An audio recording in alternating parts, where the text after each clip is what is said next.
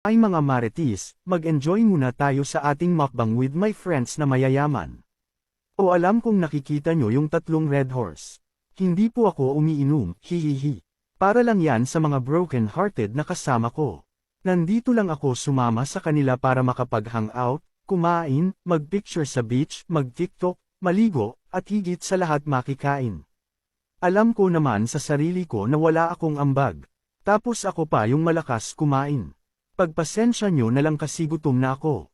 Pasensyahan na lang tayo kung walang matitira kasi mauubos ko lahat ito. Huwag na kayong mag-inarte kumain baka maubusan ko kayo.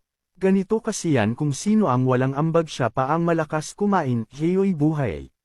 Pero alam kong naiinggit kayo sa pagkain namin kasi meron kaming mga prutas, lansons, Indian mango, pakwan, mais, at chooks to go. O halika na kumain ka na din, wag puro chismis ang inaatupag mo nakakapangit yan. Pumunta ka na lang dito at sumama sa amin.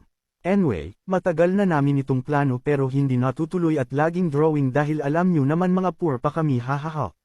At hito na nga kami ngayon na kulayan na ang aming plano. Dahil alam namin ma-stress na kami ngayong pasukan, dahil sa daming activities, gastusin. Nawala namang mga pera.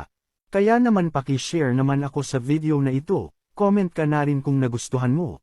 At paki-share na rin ako sa video na ito. At pwede ka rin mag-send ng stars hahaha charot. I hate you.